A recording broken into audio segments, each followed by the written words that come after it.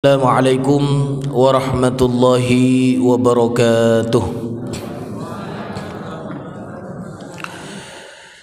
Innal hamdalillah nahmaduhu wa nasta'inuhu wa nastaghfiruh wa na'udzu billahi min shururi anfusina wassayyiati a'malina.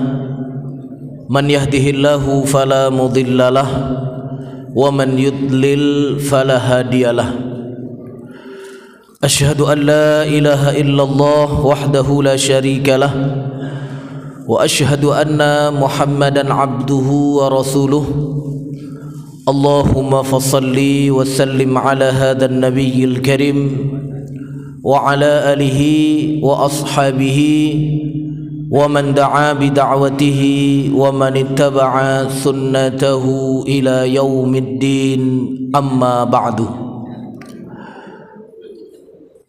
Yang kami hormati Dewan Kemakmuran Masjid, para imam, rawatib, dan juga Bapak Ibu yang pada hari ini hadir dalam rangka menjadi orang-orang yang bermajelis, ya, bermajelis ilmu. Mudah-mudahan kita semua yang hadir pada hari ini menjadi orang-orang yang diberkahi dan dirahmati oleh Allah Ta'ala. Amin ya rabbal alamin. Kita bersyukur kepada Allah masih diberikan nikmat,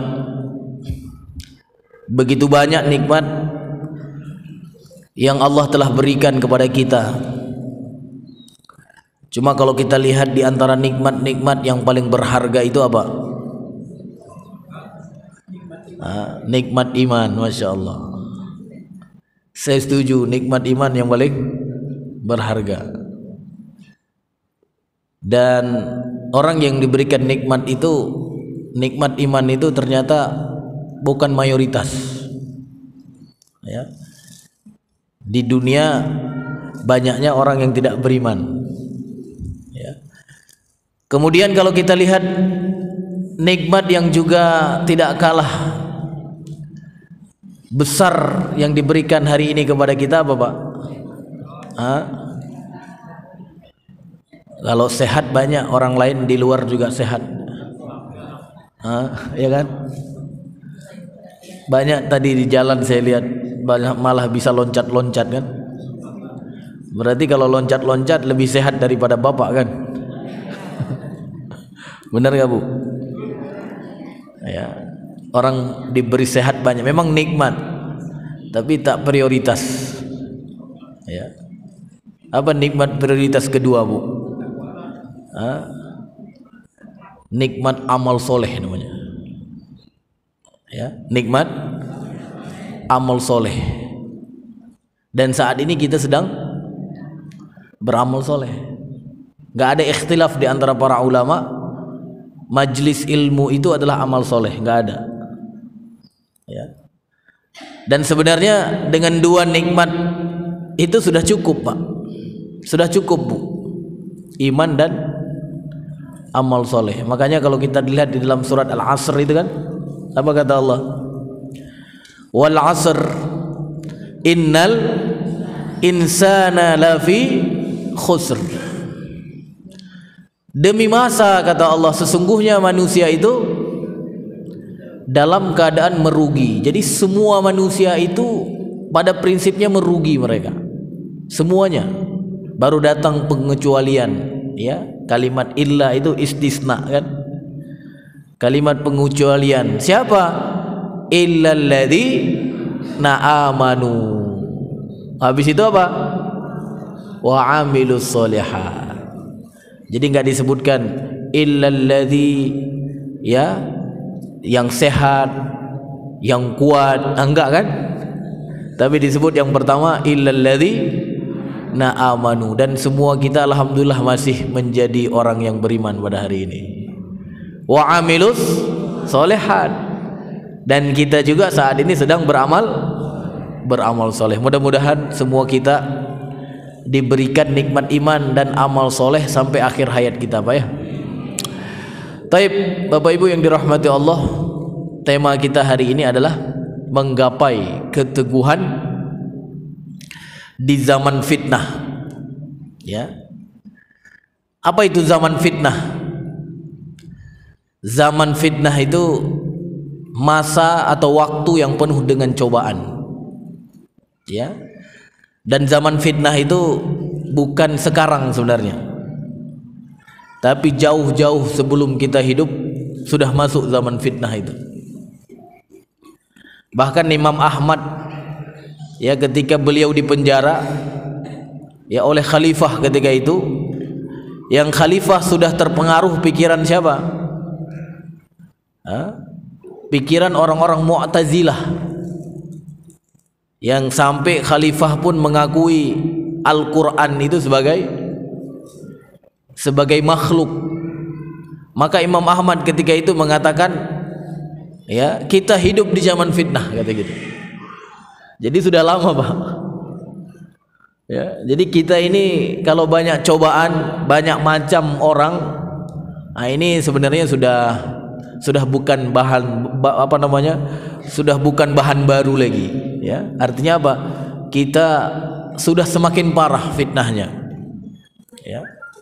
Makanya benar kata Rasulullah sallallahu alaihi wasallam dalam sebuah hadis, inna baina yaday sa'ah fitanan, kata Rasulullah.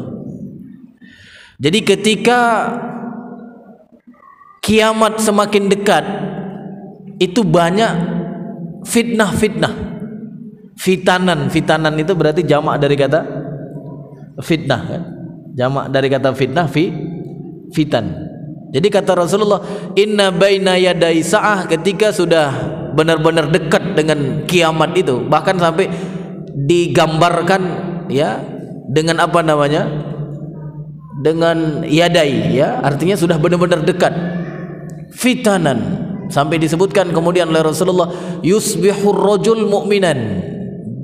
Ada orang yang ketika pagi dia masih mukmin, masih beriman. Wa yumsi kafiron.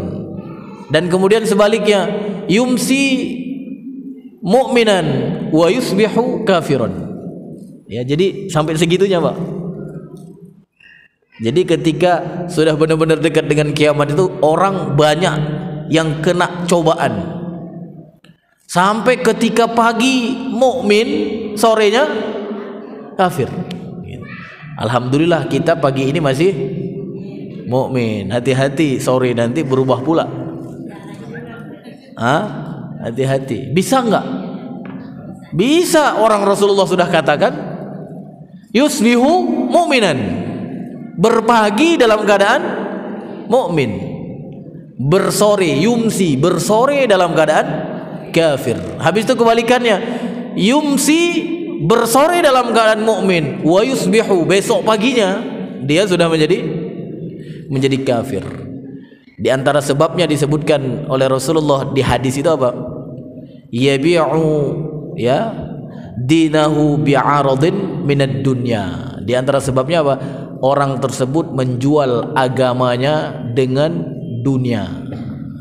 Kan banyak hari ini, Pak, ya, orang menjual agama untuk dapatin, hati-hati, Pak, hati-hati, ya, yang haram jadi halal gitu, ya, ya, hati-hati, Pak, yang haram jadi halal gara-gara dunia gitu, ya. Ibu-ibu yang dirahmati Allah, makanya penting apa? Kita harus berusaha untuk terus menggapai yang namanya keteguhan. Sehingga apa? Sampai akhir hayat menjadi mukmin. Bukan pagi doang, tapi sampai akhir hayat nanti. Nah, makanya saya kasih tema menggapai keteguhan di zaman fitnah. Bagaimana caranya, Pak? Bagaimana cara menggapai keteguhan, ya? Maksud keteguhan di situ apa? Keteguhan di dalam kebenaran, keteguhan di dalam keimanan, ya, keteguhan di dalam amal soleh dan kebaikan-kebaikan yang lainnya. Bukan keteguhan di dalam yang salah, Pak. Menggapai keteguhan jangan pula diartikan keteguhan di dalam yang salah, tapi maksudnya apa? Menggapai keteguhan di dalam kebenaran, menggapai kebenaran di dalam keimanan, dan menggapai kebaikan di dalam kebaikan-kebaikan amal soleh lainnya. Bagaimana caranya? Maka Bapak Ibu dirahmati Allah, ini kita akan sebutkan pada hari ini minimal tiga cara utama menggapai keteguhan. Nggak banyak insya Allah ya, sebenarnya banyak caranya, tapi kita pakai yang utama-utama saja Pak ya. Kalau banyak-banyak nanti lupa Pak ya. Yang pertama apa? Yang pertama adalah harus merasa miskin akan keteguhan. Harus merasa miskin akan keteguhan. Ya, jadi nggak boleh merasa kaya dengan keteguhan. Maksudnya apa? Merasa butuh gitu. Merasa butuh. Karena kalau tidak merasa butuh terhadap keteguhan, berarti kita tidak mau menggapainya. Dan keteguhan itu Bapak Ibu dirahmati Allah, siapa yang memberikan? Apakah murni usaha kita sendiri, atau ada yang maha peneguh seseorang terhadap kebenaran? Siapa yang maha meneguhkan terhadap kebenaran itu? Allah Ta'ala. Maka ketika kita merasa butuh akan keteguhan itu, ada upaya untuk kita minta kepada Allah. Ada upaya untuk minta kepada Allah. Maka Rasulullah SAW disebutkan oleh istrinya Ummu Salamah itu, di antara doanya yang sering beliau ucapkan apa Pak? Ada yang tahu? Ya muqallibal qulub. Masya Allah.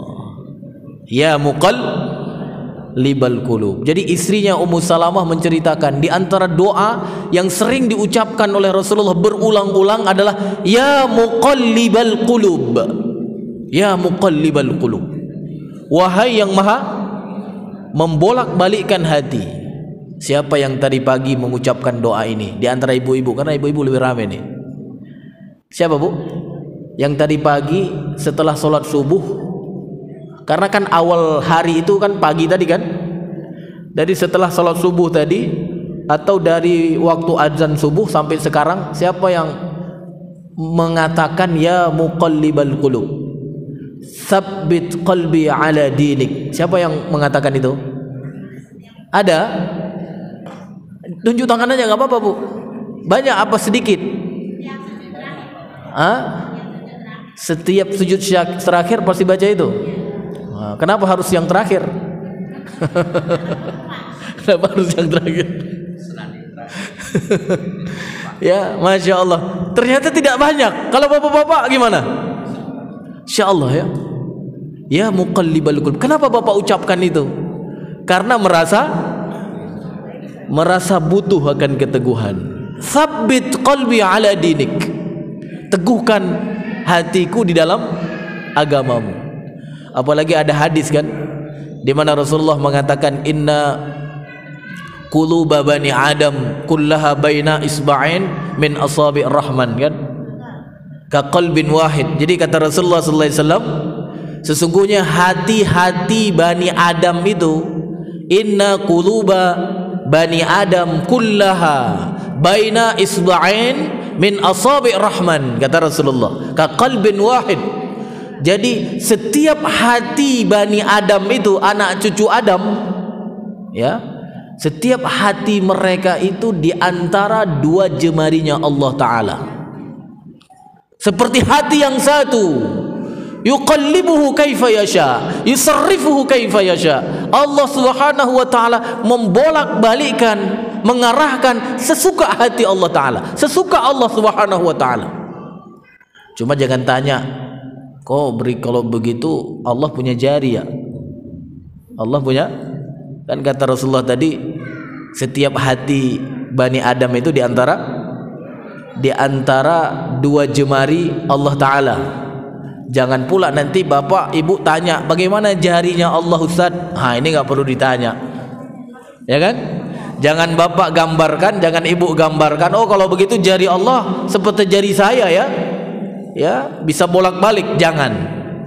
Ya, karena zatnya Allah itu laisa kamislihi syai. Tidak ada yang serupa dengannya. Jadi tak usahlah memikirkan apa?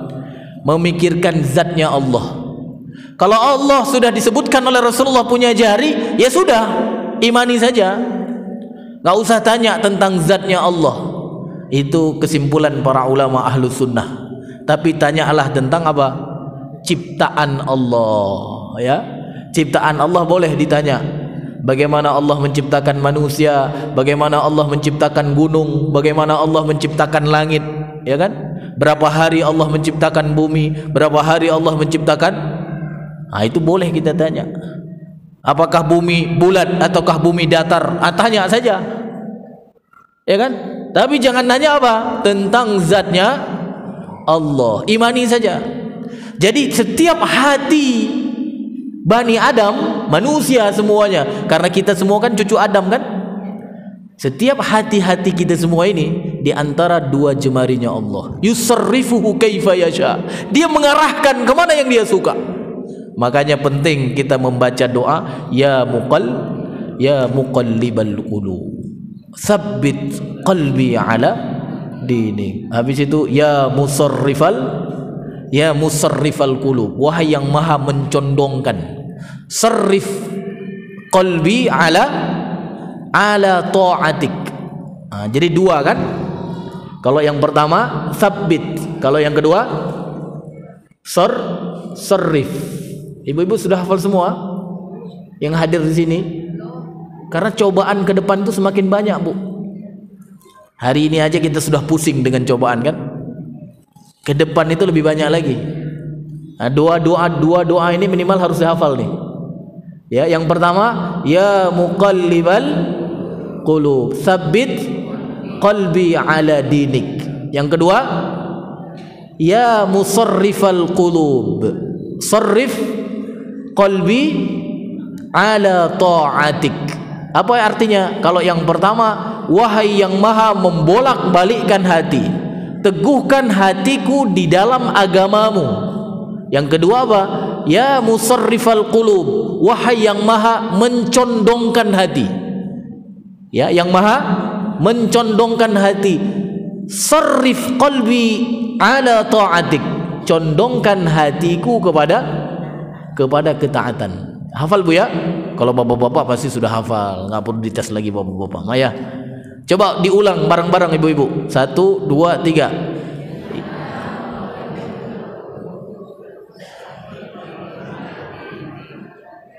Yang kedua, kok suaranya lembek sekali ini ya? Gimana ini? Nggak hafal atau udah hafal? Ibu-ibu ini yang menjadi ketua ibu-ibu nanti tulis Bu ya, kirim ke setiap WA ibu-ibu yang lain. Ini doa ini penting karena nanti ke depan akan semakin banyak fitnah. Ya, fitnah dunia, fitnah cuan kan gitu ya. Oh, cuan katanya. Iman tak penting, yang penting cuan, hati-hati. Ya. Kalau tidak dicondongkan oleh Allah kepada kebenaran, kepada ketaatan, bisa-bisa kita condong kepada kesalahan. Karena memang kalau Allah tidak mencondongkan hati kita manusia secara umum, bahkan sampai Rasul, Pak, sampai Rasul. Kan ada dalam surat Al-Isra itu kan? Surat Isra, coba dibuka nanti. Surat Isra ayat 74. Apa kata Allah di situ? Allah Subhanahu wa taala berfirman, "A'udzu billahi minasyaitonir rajim. Walaula an sabbatnaka laqad kitta tarkanu ilaihim syai'an qalila." Ada enggak? Mana? Enggak bawa Quran. Ya. Surat Isra ayat 74. Ya. Jadi kata Allah di situ, seandainya kami tidak meneguhkan engkau, seandainya kami tidak meneguhkan engkau, walaula an sabbatnaka. Ka ini kembali ke siapa? Kembali ke siapa Pak? Kaf di situ. Walaula an sabbatnaka, kalau seandainya kami tidak meneguhkan engkau. Engkau Muhammad. Jadi Nabi saja butuh keteguhan. Makanya beliau Nabi Muhammad SAW senantiasa membaca doa tadi. Karena kata Allah, seandainya kami tidak meneguhkan engkau wahai Muhammad, laqad kita tarkanu ilaihim syai'an qalila, maka sungguh kamu itu akan condong kepada mereka sedikit. Benar gak? Akan condong kepada mereka sedikit. Nah, mereka itu siapa?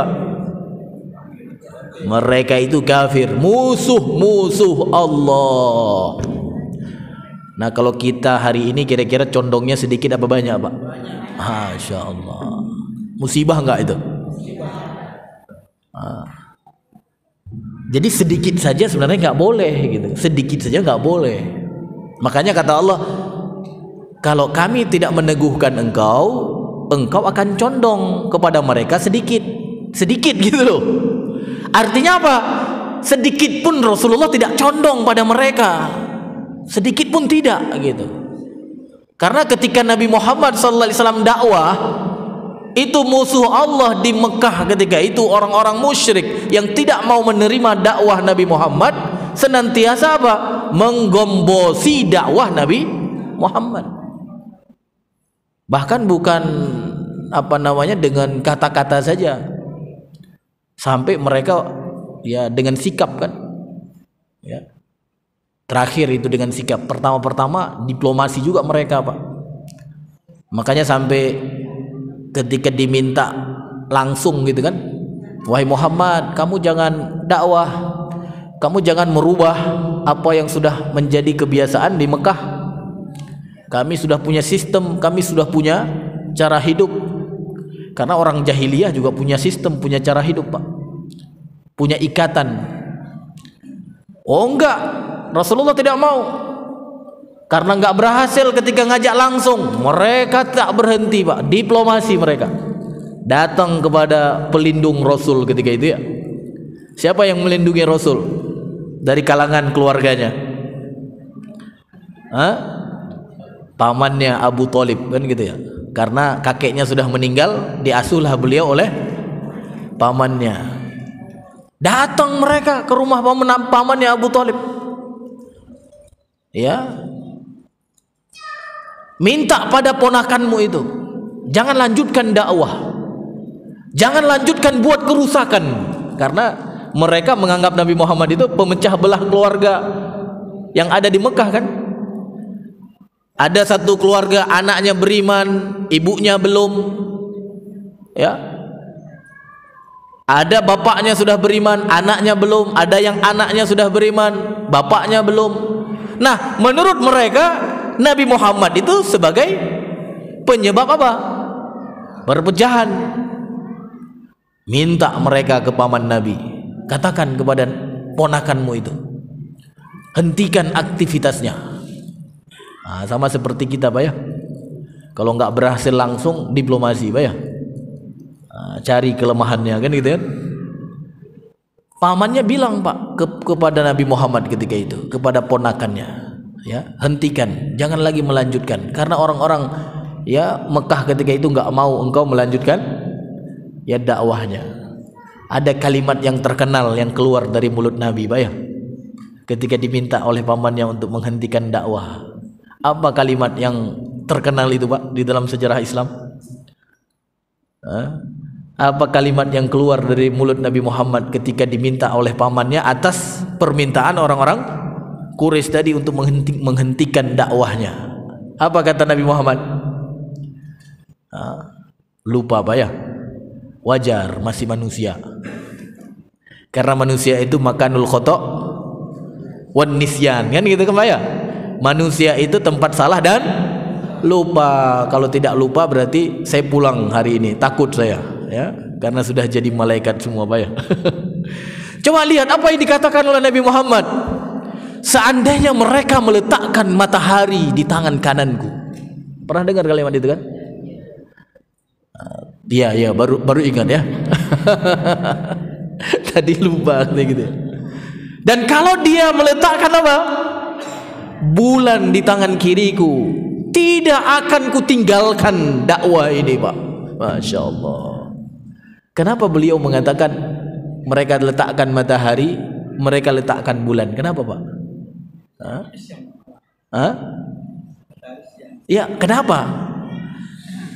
Karena itu sesuatu yang nggak mungkin, Pak, nggak mungkin terjadi. Jadi Rasulullah SAW ingin mengatakan apa? Kalau seandainya mereka mungkin meletakkan matahari di tangan kananku dan mungkin meletakkan bulan di tangan kiriku, aku tak akan meninggalkan itu, tak akan meninggalkan itu. Padahal itu kan sesuatu yang nggak mungkin kan? Menunjukkan apa? Rasulullah tidak akan meninggalkan sama sekali. Kalaupun mereka mampu melakukan itu, apalagi kenyataannya memang tak mampu, Pak. Tak ada satu manusia pun yang bisa meletakkan matahari di tangan seseorang atau bulan di tangan seseorang. Artinya apa? Kalau mereka bisa melakukan itu sekalipun, aku tidak akan meninggalkan dakwah ini. Masya Allah, Pak. Ya, kalau kita gimana kira-kira, Pak? Udahlah, kamu jangan bicara-bicara syariat Islam lah, ya, keadilan lah, perubahan lah, ini itu. Kamu mau apa sih? Gitu kan? Mau apa? Mau kursi? Saya kasih, gitu kan? Mau apa? Mau istri? Saya tambah, gitu. Gimana, Pak? Kalau dapat tawaran begitu, Pak? Bapak-bapak ketawa gitu. Mikir dulu, katanya. Mau apa? Mau apa? Kira-kira kita terima nggak? Tapi rasa-rasanya banyak yang berubah gara-gara itu, Pak ya. Dulu Masya Allah semangat ya untuk perubahan, untuk keadilan, untuk syariat Allah. Tapi hari ini banyak yang sudah diam, Pak ya. Nabi Muhammad sampai mengatakan kalau mereka mampu meletakkan matahari di tangan kanannya, bulan di tangan kirinya, tak akan kutinggalkan dakwah ini. Nah, siapa yang meneguhkan Rasulullah itu, Pak? Siapa yang meneguhkan Rasulullah sampai beliau tak bergeming untuk tunduk sedikit saja kepada keinginan mereka? Siapa yang meneguhkan Rasulullah? Allah Ta'ala. Maka sesuai dengan apa yang ada di dalam surat Isra tadi kan, ayat 74, walaula an sabbatnaka laqad kita tarkanu ilaihim syai'an qalila. Kalau seandainya kami tidak meneguhkan engkau wahai Muhammad, maka engkau akan condong kepada mereka dengan sedikit. Tapi pada kenyataannya Rasulullah tidak condong. Karena apa? Diteguhkan oleh Allah. Siap mau diteguhkan oleh Allah dalam kebenaran, Bu? Siap, Pak ya? Masya Allah. Berarti apa? Yang pertama yang harus kita lakukan adalah merasa miskin, merasa butuh akan keteguhan, sehingga kita senantiasa minta keteguhan kepada Allah, minta dicondongkan hati kita selalu oleh Allah ke dalam kebenaran. Ya, siap, Pak ya? Doa tadi mudah-mudahan nanti ya sering-sering dibaca di pagi hari saat zikir pagi, di sore hari saat zikir sore, bahkan sebelum tidur kalau bisa minta kepada Allah, sehingga apa? Kita senantiasa diteguhkan di dalam agama Allah dan senantiasa dicondongkan hati kita di dalam ketaatan kepada Allah. Taib, yang kedua. Apa yang kedua, Pak? Apa yang kedua, Bu? Belum tahu karena belum dikasih tahu. Ya. Yang kedua itu adalah ini, yang kedua ini agak panjang ini. Ya. Masih lama ya. Ya, ini sambil ngopi, sambil minum aqua ya, Masya Allah. Ngobrol perkara iman, ngopi, Pak ya. Ya nggak apa-apa. Jadi kalau di masjid itu nggak apa-apa lama-lama, Pak. Jadi untung kajian di masjid itu banyak. Beda dengan kajian di lapangan, ya kan?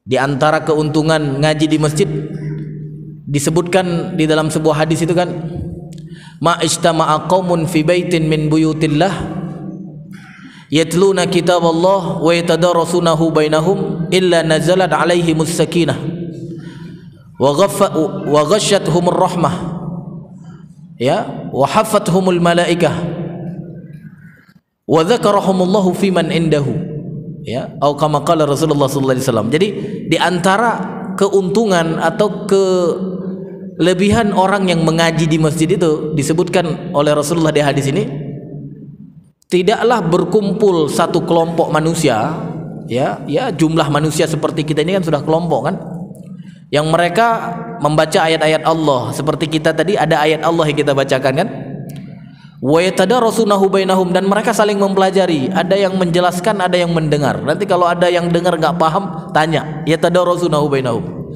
Maka kata Rasulullah sallallahu alaihi wasallam, illa nazalat alaihimus sakinah, maka akan turun kepada mereka ketenangan. Nah ini yang pertama Pak, ngaji di masjid. Tapi nggak disebutkan lapangan tadi kan, ma ijtama'a qaumun fi baitin min buyutillah, berkumpul di rumah dari rumah-rumahnya Allah. Dan ini masjid kan ya, jadi kalaupun lama-lama dikit jangan ini Pak, jangan gelisah. Karena apa? Akan dapat sakinah terus selama di sini. Begitu keluar ya sudah nggak dapat lagi sakinah. Habis itu apa? Wa ghasyathumur rahmah, dia akan dirahmati oleh Allah. Jadi orang-orang di sini nih semua dirahmati saat ini oleh Allah Ta'ala. Habis itu apa? Wa hafathumul malaikah, dinaungi oleh malaikat. Masya Allah, ini ada malaikat nih yang sedang menaungi kita. Percaya nggak? Kata Rasulullah begitu ya, wa hafathumul malaikah. Dan yang keempat apa? Wa dzakarahumullahu fiman indahu, wa dzakarahumullahu fiman indahu. Allah Ta'ala menyebut-nyebut mereka. Allah menyebut-nyebut mereka. Siapa mereka itu? Ya kita-kita di sini yang di masjid itu. Wa dzakarahumullahu fiman indahu. Jadi disebut-sebut oleh Allah pada makhluk yang ada di mana? Fiman indahu. Fiman indahu berarti pada siapa-siapa yang ada di sekitarnya Allah. Siapa yang ada di sekitarnya Allah? Fiman indahu. Siapa? Malaikat. Masya Allah Pak. Bapak disebut nih Pak Ahmad tuh lagi ngaji di masjid apa ini? Masya Allah. Ibu ini disebut terus. Makanya kan di antara makna salawat itu kan, Allah memuji Nabi Muhammad, memuji kebaikan Nabi Muhammad di hadapan para malaikat. Maka ketika kita katakan Allahumma salli ala Muhammad, kan kita sering sebutkan itu kan, ya Allah salli ala Muhammad, kita perintahkan Allah untuk apa? Untuk menyebut-nyebut kemuliaan Nabi Muhammad di kalangan siapa? Di kalangan para malaikat. Itu maksudnya Allahumma salli ala Muhammad. Jadi Nabi Muhammad menjadi lebih mulia ketika kita sebutkan itu. Di mana? Di kalangan para malaikat. Nah, ganjarannya apa kalau orang berselawat? Kalau selawat 1 kali 10 kebaikan, atau Allah akan selawat kepada kita 10 kali? 10 kebaikan atau Allah akan selawat kepada kita 10 kali? Man shalla alayya salatan, barang siapa yang berselawat kepadaku 1 kali, kata Rasulullah, sallallahu alaihi ashran. Masya Allah Pak, paham nggak? Barang siapa yang bersalawat kepadaku 1 kali, kata Rasulullah, maka sallallahu alaihi, artinya apa itu? Allah berselawat kepada orang tersebut berapa kali? 10 kali. Paham nggak? Jadi ketika kita minta kepada Allah, ya Allah pujilah Nabi Muhammad di kalangan para malaikat itu, maka Allah puji kita 10 kali Pak. Masya Allah, terkenal makanya orang selawat itu di hadapan para malaikat. Jadi bukan kebaikan 10 kali, tapi apa? Allah selawatin kita. Jadi Allah yang selawatin kita, luar biasa nggak? Masya Allah. Makanya hari ini kita disebut-sebut semua oleh Allah, disebut-sebut. Itu si fulan sedang mengaji, itu si fulan sedang mengaji. Mulialah bapak, mulialah ibu di kalangan para jadi artis semua yang ada di sini ya. Artis di mana Pak? Artis di langit, Pak ya. Masya Allah. Makanya ada orang yang terkenal di langit tapi tak terkenal di bumi. Siapa di antaranya? Qais Al-Qarni. Nggak ada yang kenal di dunia. Tiba-tiba pas meninggal katanya yang jenguk banyak benar kata gitu. Yang sholatin banyak benar. Padahal dia nggak terkenal gitu.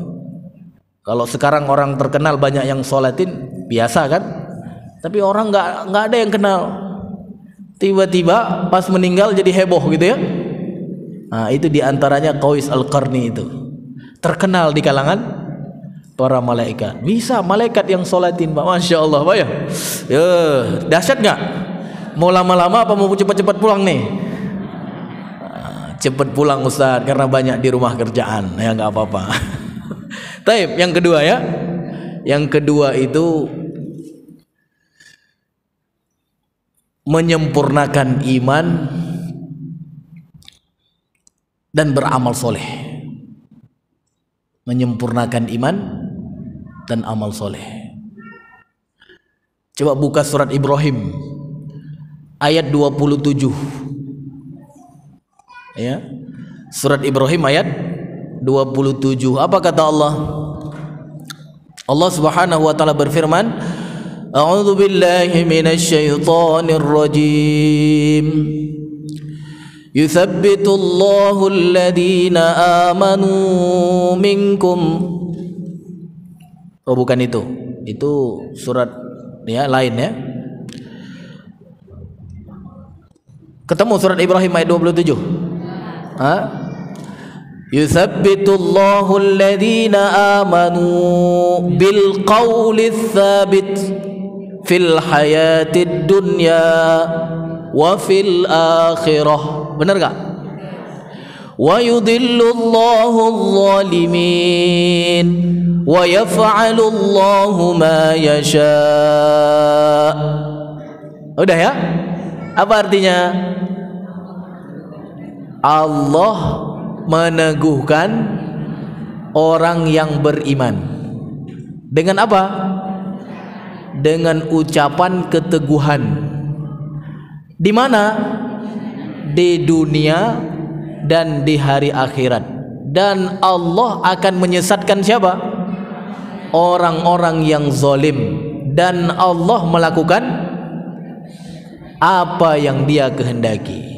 Nah, jadi kalau mau teguh di dalam kebenaran, di dalam al-haq, berarti apa yang harus kita lakukan? Menyempurnakan iman.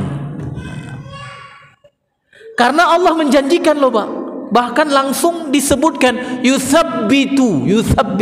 Nah ini kalau yang kuliah bahasa Arab ini sudah paham kan? Itu yuthabbitu itu fi'il apa namanya itu? Mana ini yang kuliah bahasa Arab nih? Ya, yuthabbitu dari kalimat sabbata yuthabbitu. Sabbata fi'il madhi, yuthabbitu fi'il mudhari'. Nah, fi'il mudhari' itu artinya apa, Pak? Kalau madhi dulu kan yang sudah, kalau yang madhi yang sudah berlalu. Kalau mudhari' apa artinya? Kalau fi'il mudhari' artinya sekarang dan akan datang. Jadi kalau bahasa Inggris itu ada apa namanya itu? Bahasa Inggris biasanya cepat paham bapak ibu-ibu. Kalau bahasa Arab nggak kenal madhi, nggak kenal mudhari', nggak kenal amr ya. Nah ini kelemahan kita Pak. Hati-hati nanti di surga nggak bisa ngomong Pak.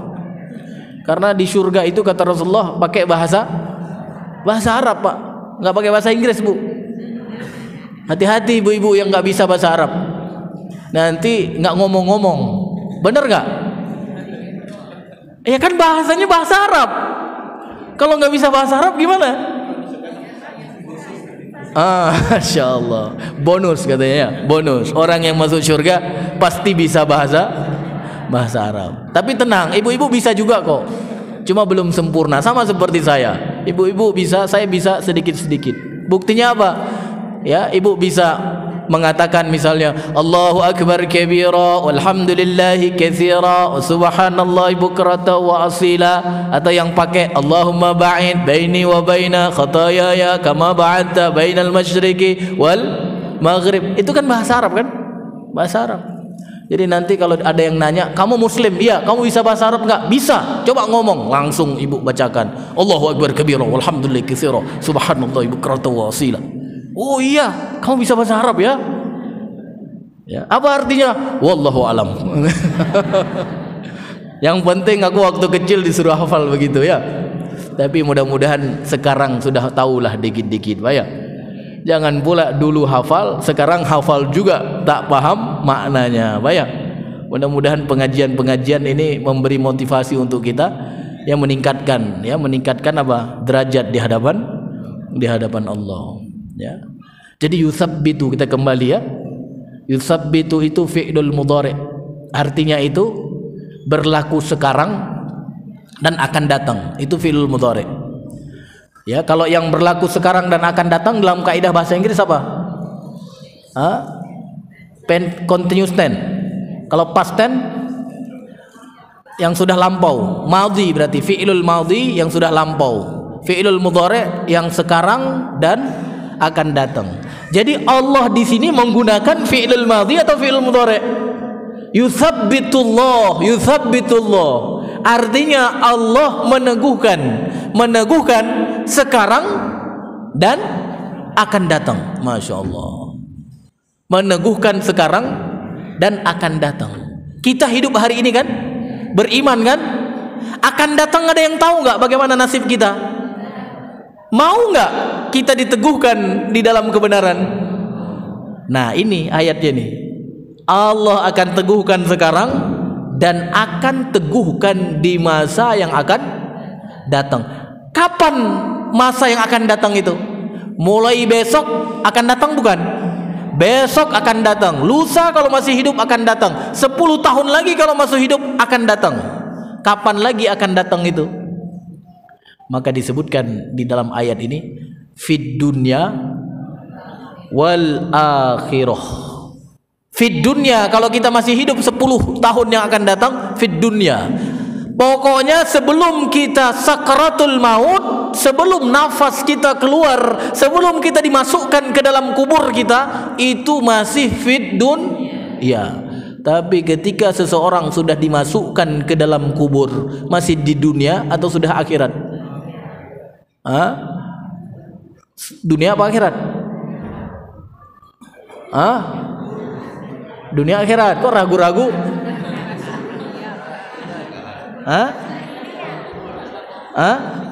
Ya, dimasukkan ke dalam kubur, ditutup, habis itu dikasih tanda. Di dunia atau akhirat kita sekarang? Sekarang dunia. Begitu dimasukkan ke dalam kubur, gak ada yang bilang dunia lagi kan? Kalau masuk kubur sudah akhirat. Ya. Kan kuburan masih di dunia, Ustaz. Iya, kuburan di dunia, tapi alamnya bukan alam dunia lagi. Makanya disebutkan oleh para ulama, disimpulkan dari dalil-dalil yang ada, awal manazil fil akhirah al-kubur. Jadi awal posisi akhirat itu adalah kubur, awal posisi. Ya, memang alam kubur ya, tapi proses pertama akhirat seseorang itu adalah kuburan. Nanti setelah kuburan dibangkitkan, padang mahsyar namanya. Setelah padang mahsyar nanti ada hisab. Setelah hisab nanti ada mizan misalnya, ada timbangan, ada sirat, ada surga, ada neraka. Itu semua fase-fase di hari akhirat. Awalnya adalah ketika dimasukkan ke dalam kubur.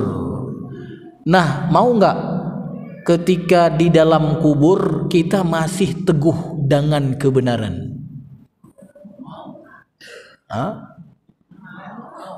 Mau? Masya Allah. Ini nih, ayat ini nih jawabannya, Pak. Ayat ini nih. Siapa yang akan diteguhkan oleh Allah di dunia Kalau di dunia hari ini, besok di dunia, lusa di dunia kalau belum meninggal, bahkan saat sakratul maut itu masih di dunia kan? Saat sakratul maut itu masih di dunia.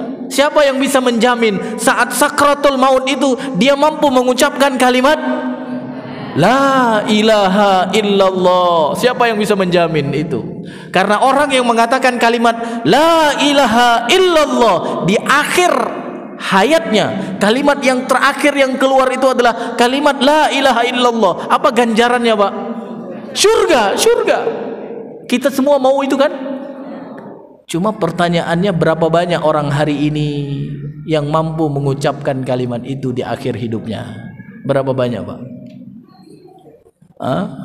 Ibu pernah nalkinin orang yang sakaratul maut? Pernah? Mampu nggak dia jawab? Nggak bisa, sulit. Paling dia bilang, aduh sakit, aduh siapa sih lu? Ada juga begitu kan? Katakan la ilaha illallah. Apa sih la ilaha illallah? La ilaha illallah ente siapa gitu kan? Benar gak?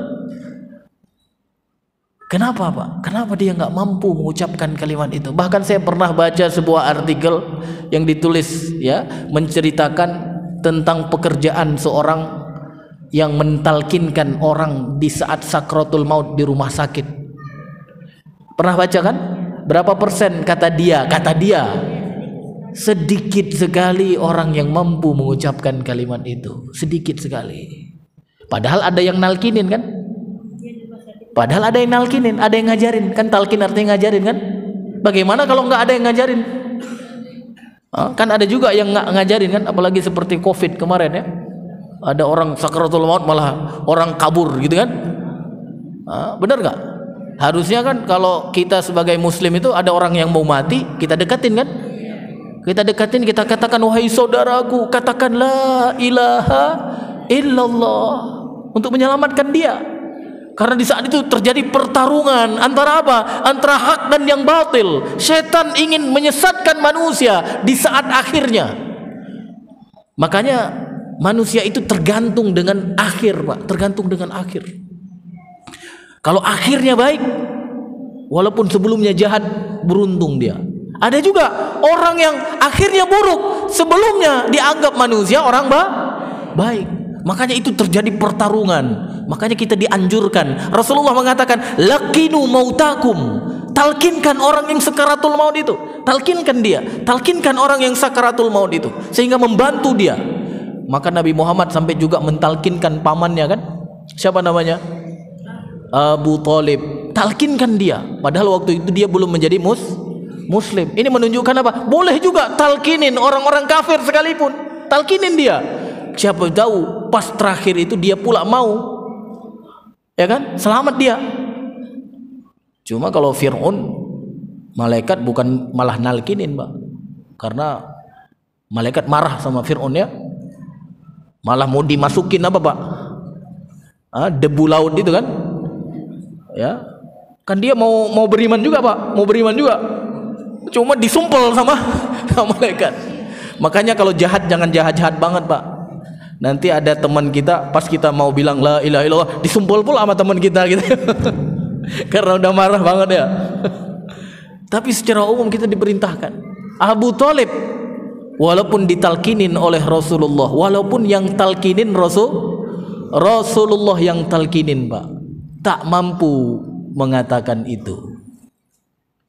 Ya, walaupun Rasulullah.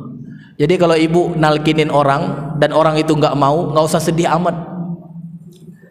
Ya, nggak usah sedih amat. Kenapa? Wong Rasulullah SAW nalkinin pamannya juga dia tidak bisa.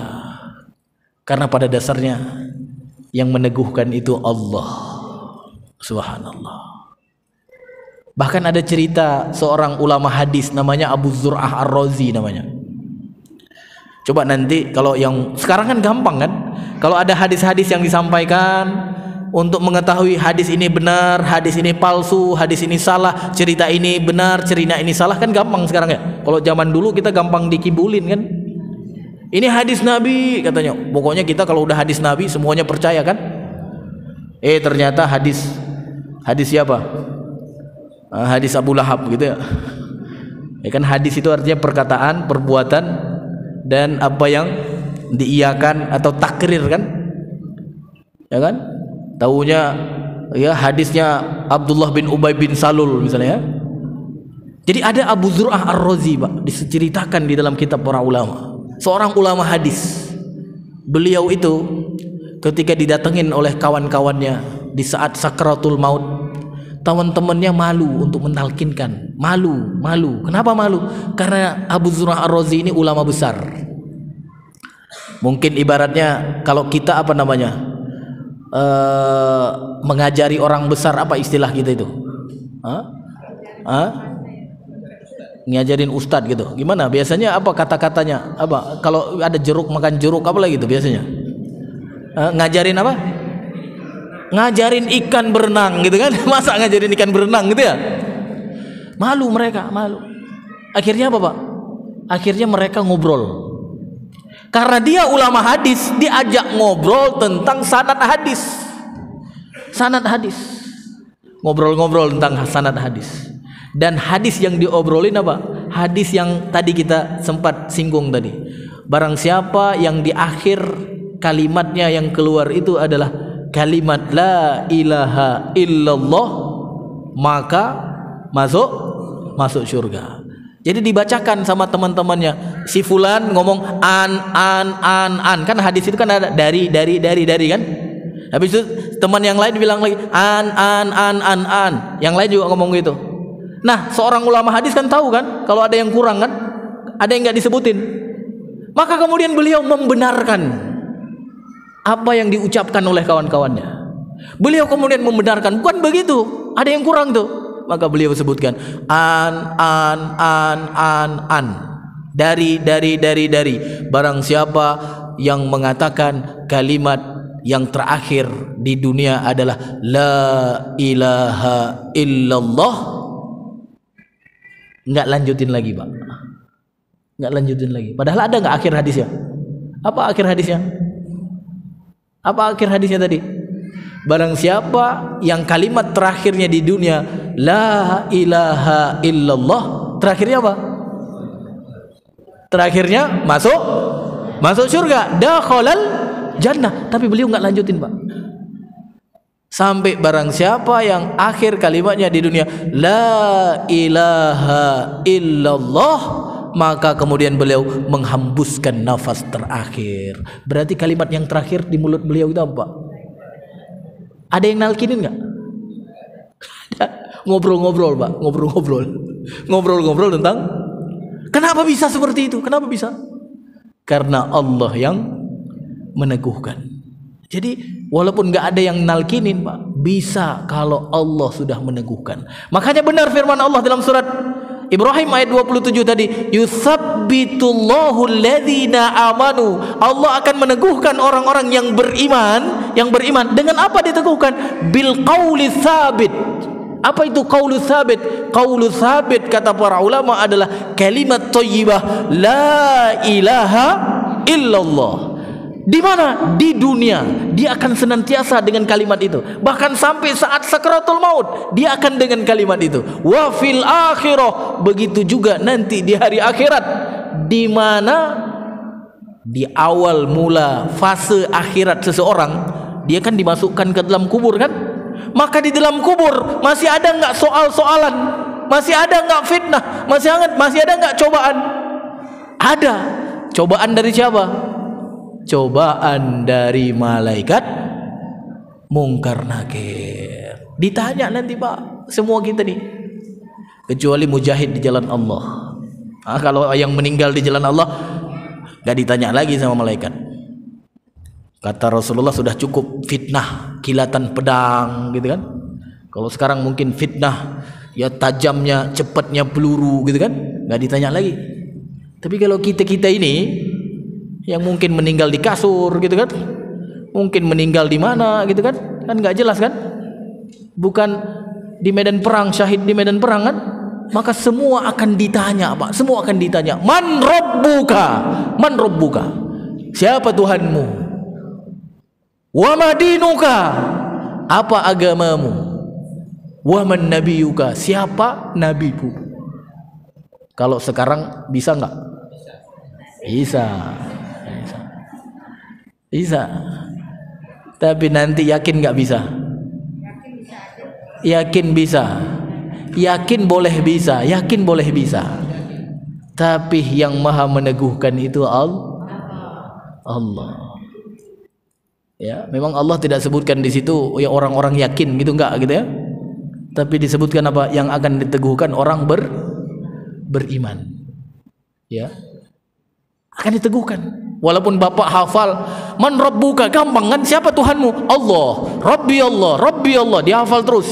Man rabbuka, siapa Tuhanmu? Allah. Akhirnya aku hafal lah di dunia. Man rabbi, Rabbi Allah, man rabbuka, Rabbi Allah, man rabbuka. Nanti kira-kira bisa enggak dengan menghafal saja? Di dunia saja bisa lupa hafalan, Pak ya. Apalagi di hari akhirat.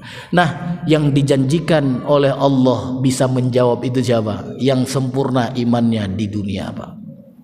Alladzina amanu. Nah, pertanyaannya sekarang gimana iman kita, Pak? Sudah menjadikah kita mukmin sejati atau belum? Kan gitu kan? Dan menariknya apa, Pak? Menarik juga nih kalau kita lihat kalimat alladzina amanu kan? Ya. Kan Allah tidak katakan alladzina aslamu kan? Ya kan? Kan Allah tidak katakan yutsabbitullahu alladzina aslamu. Tapi Allah katakan apa? Yutsabbitullahu alladzina amanu. Apa bedanya alladzina aslamu dengan alladzina amanu? Alladzina aslamu itu orang yang berserah, artinya muslim. Kalau alladzina amanu orang yang beriman. Namanya apa? Orang yang benar-benar beriman, mukmin. Karena muslim dan mukmin itu kata para ulama berbeda. Benar gak? Tidak semua muslim mukmin, tapi semua mukmin pasti muslim. Nah, menarik kan? Allah tidak menjanjikan keteguhan itu bagi muslim, Pak. Tapi Allah menjanjikan keteguhan itu bagi mukmin. Lalu apa bedanya muslim dan mukmin? Bapak cari sendiri nanti. Sebelum ditanya, saya nanya dulu ya. Ya. Mau dijelaskan nggak? Iyalah. Ini udah jam 9, gimana dong nih? Dikit lagi ya, habis ini udah ya. Ya, taib, ibu-ibu yang dirahmati Allah dan bapak-bapak yang Allah muliakan. Ya. Coba buka firman Allah di dalam surat Al-Hujurat. Kalau tidak salah ayat 15 kalau tidak salah ya, pokoknya 14, 15 atau 16 ya. Al-Hujurat itu surat ke-49 ya. Ya. 15 ya. Wa qalatil a'rabu amanna qul lam tu'minu walakin qulu aslamna walamma yadkhulil imanu fi qulubikum wa in tuti'u allaha wa rasulahu la yalitkum min a'malikum syai'a innallaha ghafurur rahim. Itu ayat berapa? 14. Berarti surat Hujurat ayat 14 ya.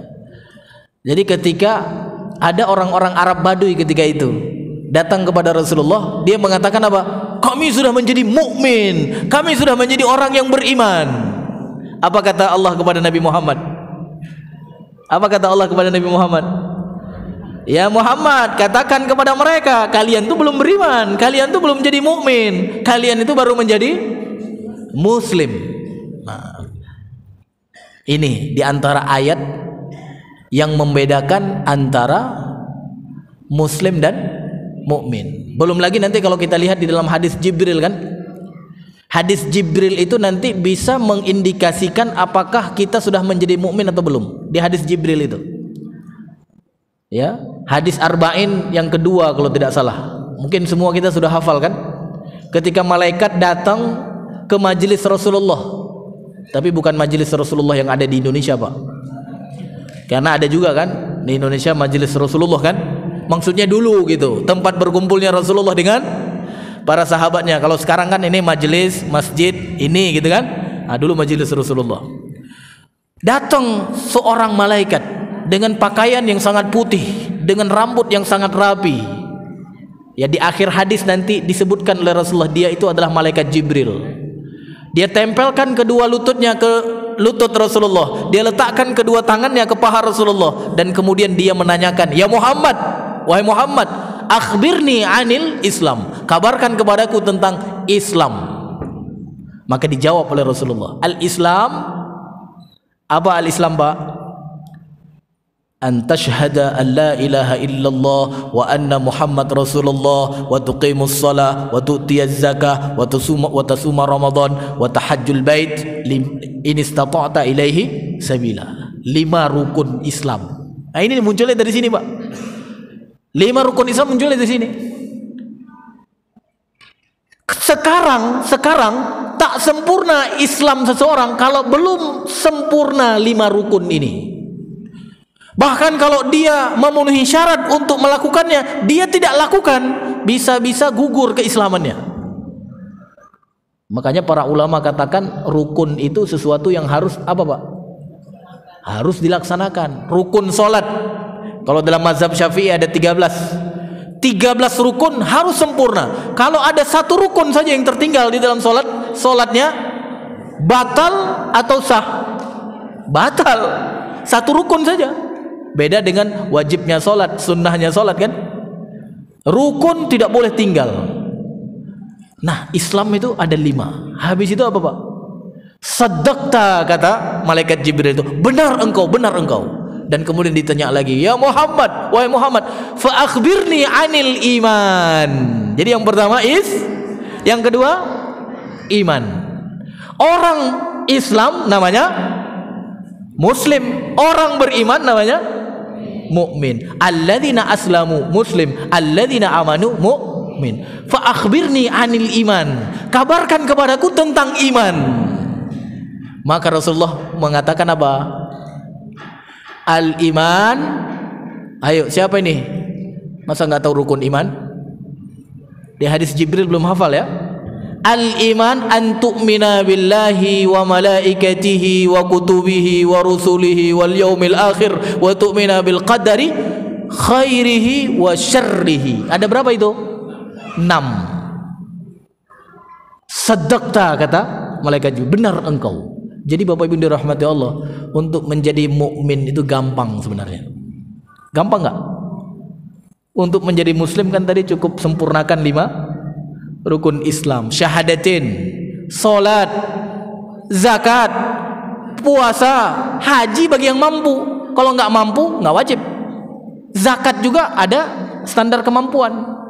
Jadi secara umum menjadi muslim bagi orang yang ya biasa-biasa saja, syahadatin, salat, puasa. Karena zakat kan nggak wajib semua, kecuali yang sudah punya harta. Haji juga begitu. Nah, rukun iman ada 6 kata Rasulullah SAW. Yang pertama, iman kepada Allah, iman kepada malaikat, iman kepada kitab-kitab, iman kepada Rasul, iman kepada hari kiamat, iman kepada takdir, baik yang buruk maupun yang baik. Kalau sempurna 6 ini, Pak, mukmin sejati, mukmin sejati. Orang yang sempurna 6 rukun iman, tidak ada cacat sedikit pun, dia akan diteguhkan oleh Allah di dunia dan juga di hari akhirat. Nah, pertanyaannya adalah apakah rukun iman kita ada yang cacat atau tidak? Itu saja sebenarnya. Itu saja. Kira-kira gimana yang hadir di sini? Coba kita cek singkat ya, singkat. Kalau kita cek banyak nggak habis waktunya. Iman kepada Allah lulus nggak kira-kira? Apa arti iman? Jadi imannya saja sudah nggak lulus, Pak. Makna iman sudah nggak lulus nih. Percaya saja kepada Allah. Ini pelajaran akidah Ahlussunnah wal Jamaah sudah sampai ke sini kan? Jadi pengertian iman menurut akidah Ahlussunnah wal Jamaah itu apa? Belum berarti ini belum lulus ini, Pak. Bahaya ini. Kita Ahlussunnah wal Jamaah semua kan? Ya, pengertiannya saja, pengertian iman. Habis itu kita pulang insyaallah. Besok kita lanjutkan. Ini kayaknya harus butuh pendalaman ini. Ya. Pengertian definisi iman saja. Definisi iman. Belum iman kepada Allah, masih iman. Apa iman menurut definisi Ahlus Sunnah wal Jamaah? Kalau percaya saja bukan Ahlus Sunnah wal Jamaah itu. Itu namanya kurikulum SMA kita dulu ya, SMP kita dulu ya. Iman itu apa? Percaya, yakin katanya. Makanya banyak orang yakin doang tapi tak mengamalkannya. Benar gak? Yakin doang hari ini. Tapi menurut akidah Ahlus Sunnah, pengertian definisi iman itu lengkap. Yang pertama apa? Qaulun bil lisan, ucapan dengan lisan. Wal yaqinu bil qalbi, diyakini dengan hati. Wal amal bil arkan, dan dikerjakan dengan anggota badan. Yazidu wa yanqus, iman bertambah dan berkurang. Yazidu bi taatillah, yanqusu bi ma'siyatillah. Dia bertambah dengan ketaatan, dengan amal soleh, dan dia berkurang dengan bermaksiat kepada Allah. Itu pengertian atau definisi iman yang disepakati oleh akidah Ahlus Sunnah wal Jamaah. Siapa yang bisa ulang, Bu? Cepat. Pulang habis ini, pulang. Hah? Diyakini dengan hati, diucapkan. Iman itu sesuatu yang diucapkan dengan lisan, diyakini dengan hati, dikerjakan dengan anggota badan. Iman bertambah dan berkurang, bertambah dengan ketaatan dan berkurang dengan kemaksiatan. Besok-besok kalau ada yang tanya apa itu iman, ini yang ibu jawab. Panjang benar? Enggak. Diucapkan dengan lisan harus, Pak. Makanya kalau orang nggak ngucapin, yakin doang, belum menjadi mukmin dia. Ada orang yakin Islam itu benar ya, Islam itu baik ya, sama orang-orang kafir hari ini kan ada yang begitu kan. Tapi dia nggak pernah mengatakan asyhadu an la ilaha illallah wa asyhadu anna Muhammad Rasulullah. Nggak bisa. Ada juga yang mengucapkan asyhadu an la ilaha illallah wa asyhadu anna Muhammad Rasulullah. Di hadapan manusia, orang yang mengucapkan itu muslim, benar nggak? Tapi di hadapan Allah belum tentu, Pak. Belum tentu.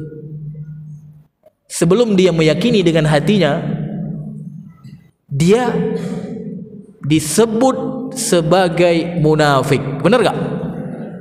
Makanya dulu dalam sejarah Islam ada namanya Abdullah bin, siapa namanya tokoh munafik di zaman Nabi, yang dia di hadapan Nabi mengatakan asyhadu an la ilaha illallah wa asyhadu anna Muhammad Rasulullah. Dia katakan, siapa namanya itu, Pak?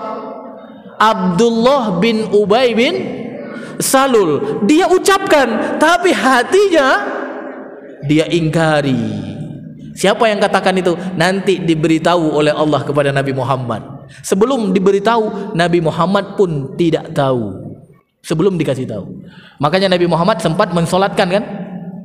Mensolatkan Abdullah bin Ubay bin Salul. Habis itu dikasih tahu kalau dia itu munafik. Jadi tak boleh percaya saja, harus diucapkan, dan kemudian menurut akidah Ahlussunnah wal Jamaah harus diamalkan. Coba cek Bapak Ibu dirahmati Allah, iman kepada Allah sudah sesuai gak dengan pengertian ini? Iman kepada malaikat sudah sesuai belum? Iman kepada kitab Al-Quran sudah sesuai belum dengan pengertian ini? Dibaca, diyakini kebenarannya, diamalkan, sudah belum?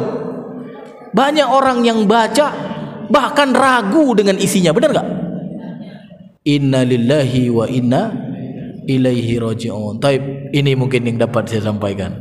Ya, Bapak Ibu yang dirahmati Allah, mudah-mudahan kita semua diberikan iman yang sempurna oleh Allah. Ya, ketika iman kita sempurna, insya Allah masa depan tak perlu dikhawatirkan. Tak perlu dikhawatirkan.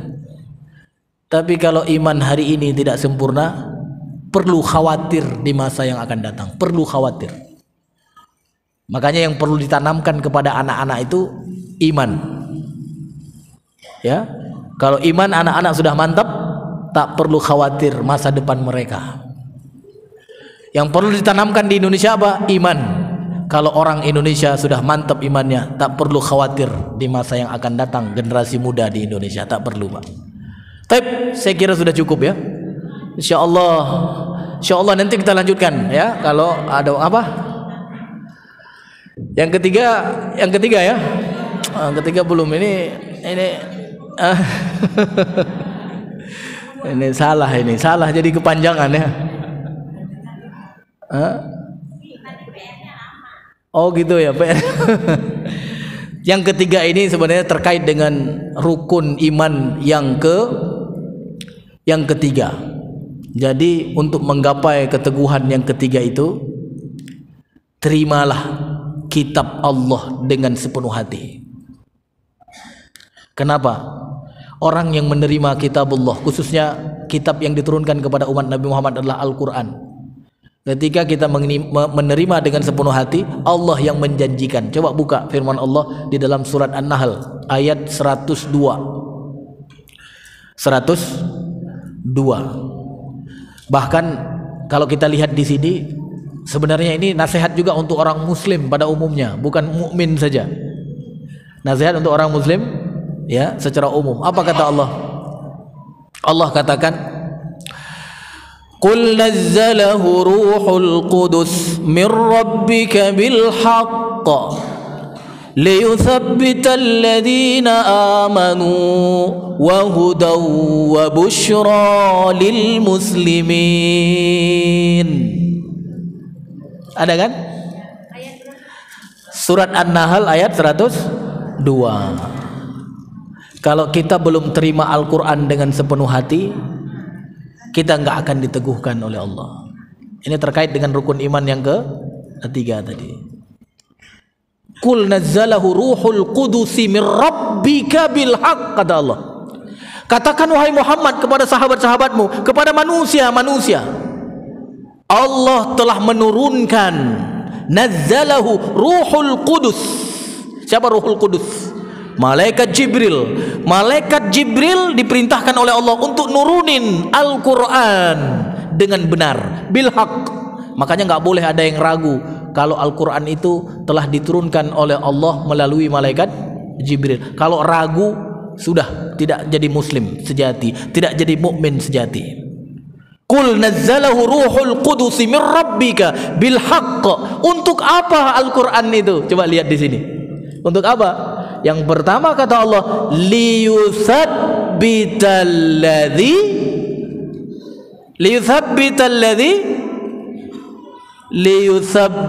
ladzina amanu. Ya kan? Jadi kalau 6 rukun imannya sudah mantap tuh, habis itu terima Al-Quran dengan sepenuh hati, tak ada yang diragukan, bahkan satu huruf pun enggak diragukan. Enggak ada yang diingkari, satu huruf pun tidak diingkari. Dia terima sepenuh hati. Liyuthabbital ladzina amanu. Al-Quran itu akan menjadi peneguh orang-orang yang beriman. Akan menjadi peneguh orang yang beriman. Tapi hari ini Pak, musibah. Fitnah, memang fitnah. Berapa banyak tokoh yang mengatakan ayat ini relevan, ayat ini cocok, ayat ini enggak. Kalau Bapak yang di sini mau teguh imannya sampai akhir hayat, bahkan nanti mampu jawab pertanyaan malaikat mungkar nakir, jangan pernah ragu atau setuju dengan apa yang mereka katakan itu. Ayat ini kejam, tidak sesuai dengan hak asasi manusia. Benar enggak? Pembunuh dibunuh. Kisos. Ya ayyuhalladzina amanu kutiba alaikumul qisas fil qatla, kata Allah. Wahai orang-orang yang beriman, diwajibkan atas kalian jika ada pembunuh, kisos. Benar enggak? Diterima enggak hari ini oleh muslim Indonesia? Tapi ayat yang redaksinya hampir sama, Pak. Coba lihat. Itu kan tadi dalam surat Al-Baqarah kan? Ya, 5 ayat setelahnya, ayat tentang siam. Ya ayyuhalladzina amanu kutiba alaikumus siam. Redaksinya sama enggak? Yang satu kisos, yang satu siam. Diterima enggak? Semua muslim di Indonesia puasa dengan tenang, puasa dengan sepenuh hati. Benar enggak? Tapi redaksinya sama, bahkan di surat yang sama, tidak jauh, beda 5 ayat saja. Ya kalau surat tentang puasa Al-Baqarah 183 hafal semua itu. Coba kurang 5 ayat berarti berapa? Ya ayyuhalladzina amanu kutiba alaikumul qisasu fil qatl. Tak diterima. Kenapa? Ini enggak relevan lagi di zaman kita. Ini bertentangan dengan hak asasi manusia. Lalu pembunuh enak saja membunuh orang lain, dia tidak boleh dibunuh. Dasar hukum penjahat itu, Pak. Penjahat itu, Pak. Ya benar gak? Tapi itu kenyataannya, Pak. Apa, Pak? Apa, Bu? Hukuman mati bisa kurang lagi ya.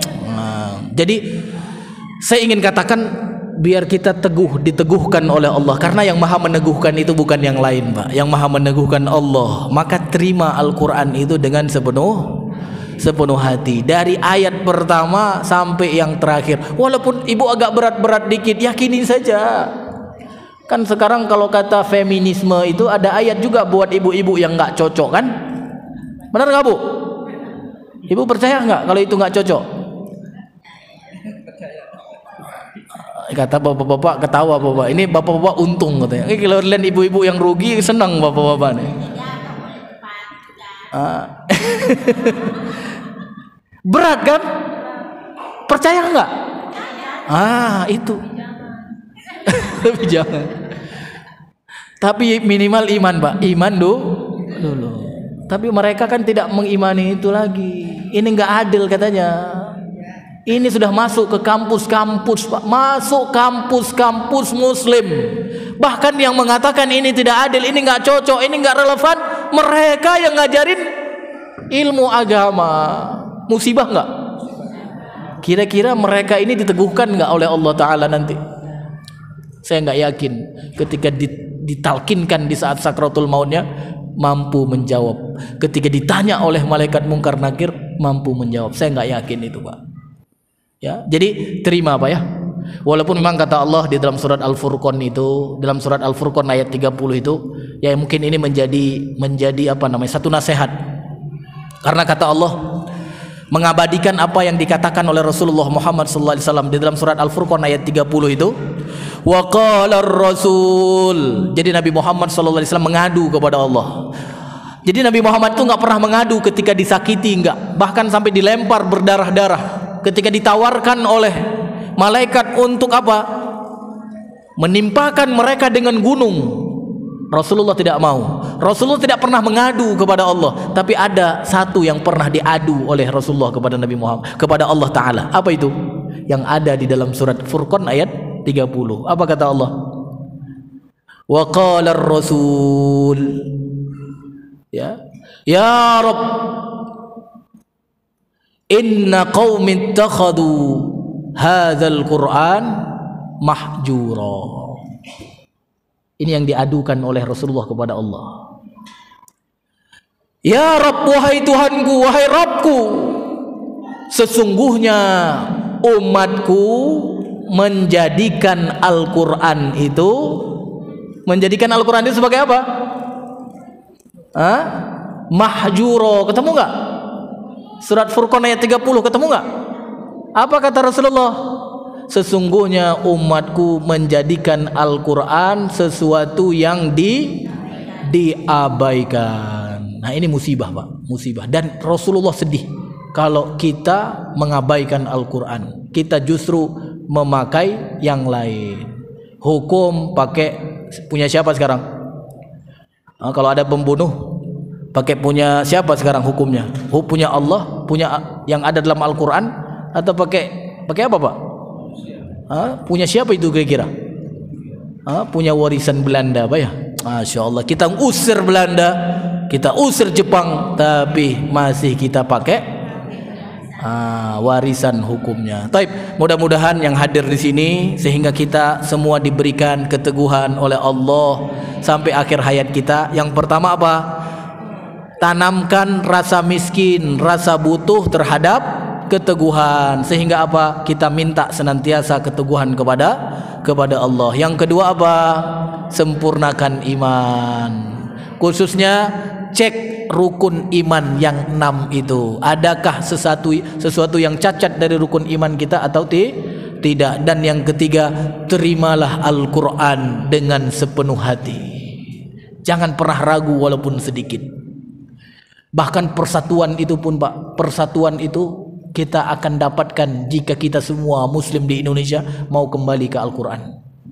Coba lihat, ini terakhir ya, ayat yang saya bacakan hari ini, surat Al-Baqarah ayat 176. Dzalika bi anna Allah nazzala al-kitaba bil haqq wa innal ladzina ikhtalafu fil kitabi lafi shiqaqin ba'id. Benar gak?